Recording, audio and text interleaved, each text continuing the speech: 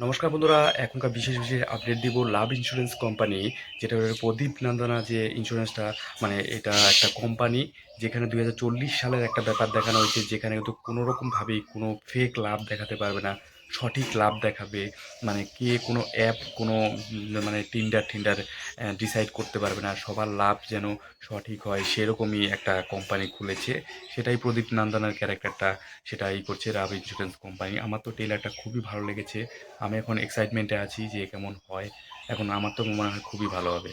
তো যেটা আছে ডেক্যাট, ডেক্যাট যেটা আছে সেটা কিন্তু খুবই ভালো একটা সিনেমা।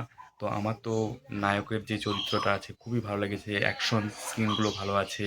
তাছাড়াও তাদের ভালোবাসার মধ্যে এমন একটা কিছু ঘটে যেটা নিয়ে একটু প্রবলেম হয়, পরবর্তীতে তারা সারভাইভ করে যে এমন একটা জায়গায় যে মানে মানে তারা কিভাবে বাঁচে। আর সেটা নিয়েই সম্পূর্ণ ট্রেলারটা। তো 10 তারিখে আসবে। অনেক শো তো পাবে না, অনেক শোই ফুল আছে। তো এখন বেশি শো পাবে না। আমার যদি আশেপাশে আসে কোনো সিনেমা হলে আমি অবশ্যই দেখব, কিন্তু আমার তো মনে হয় ভালোই হবে। তো এখন দেখা যাক, যখন আসে তখন দেখা যাবে মানুষের রিভিউটা কেমন দেয় কেমন হয়।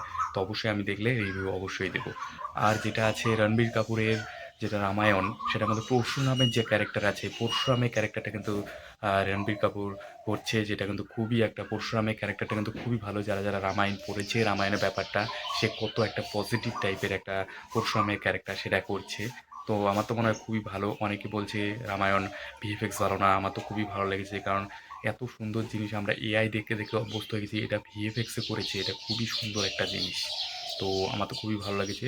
তো তোমাদের কেমন লেগেছে অবশ্যই কমেন্ট সেকশনে জানাবে।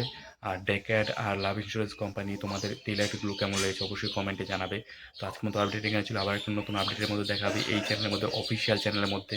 আজকের মতো এখানে জয় হিন্দ, বন্দে মাতরম।